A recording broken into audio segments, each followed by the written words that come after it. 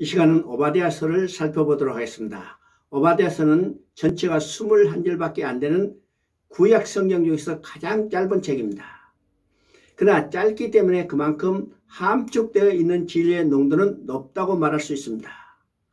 오바댜서는 에돔의 멸망이 원인이 되는 12절부터 14절을 중심으로 전반부는 1절부터 11절까지로 에돔의 미래는 점점 어두워지며 후반부는 15절부터 21절까지로 이스라엘의 미래는 점점 밝아질 것이라고 말씀하고 있습니다.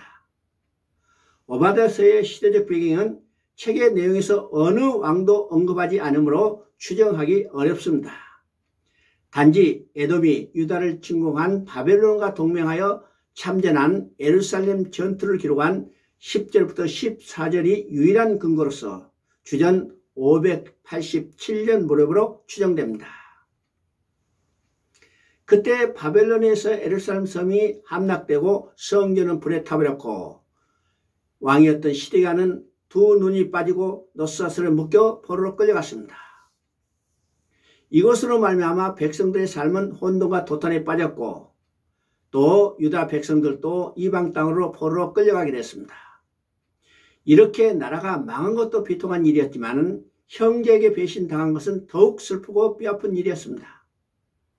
즉 이스라엘의 형 에서의 후손인 에돔 족속이 예루살렘의 함락을 통쾌히 여기며 바벨론 군사들을 도와서 유다를 멸망시키고 예루살렘 성 함락에 직접 가담하기까지 했던 것입니다. 따라서 오바댜 선지자가 예언하고 있는 1차적인 내용은 에서의 후예인 에돔의 족속에 대한 심판입니다. 에돔과 이스라엘 간의 적대감은 창세기 25장 리브가의 태어서부터 시작됐습니다.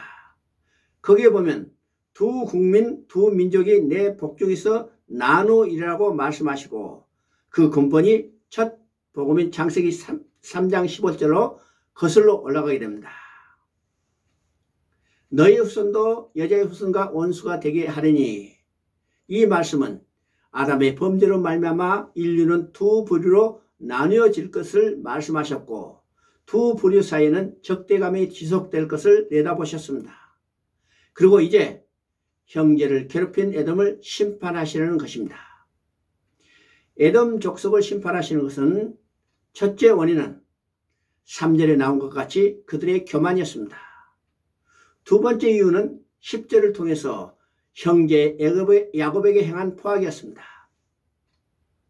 그래서 하나님은 말씀하십니다. 4절에 보니까 내가 독수리처럼 높이 오르며 별 사이에 깃들지라도 내가 거기서 너를 끌어내리라고 말씀하시고 10절에서는 내가 내 형제 야곱에게 행한 포악으로 말미암아 부끄러움을 당하고 영원히 멸절되리라고 말씀하십니다.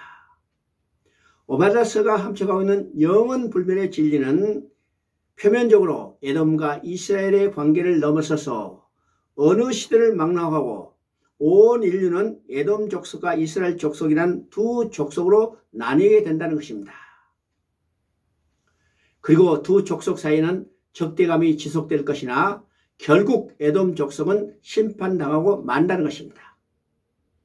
15절에서는 여호와의 만국에 벌할 날이 가까우니라고 에돔의 심판으로 시작된 계시가 만국의 심판으로 확대되고 있음을 보게 됩니다. 하나님께서 만국을 벌하시는 것은 그들은 육에 속한 사람이요 영적으로 말하면 에돔 족속의 부류에 속한 자들이 있기 때문입니다. 그러나 오직 시온산에 피할 자가 있으리라고 말씀하십니다. 이들은 영적으로 이스라엘 족속인 모든 믿는 자들을 가리킵니다. 피하기만 하는 것이 아니라 야곱 족속은 자기 기업을 누릴 것이라고 말씀하십니다. 그렇습니다. 그리스도인이란 지옥만 면한 사람들이 아닙니다. 로마서 8장 17절에서 말씀하신 것처럼 자녀이면 또한 상속자요 곧 하나님의 상속자요 그리스도와 함께한 상속자니 우리가 그와 함께 영광을 받을 것이라고 말씀하십니다. 그렇습니다. 우리는 그리스도와 함께 영광을 받을 자들입니다.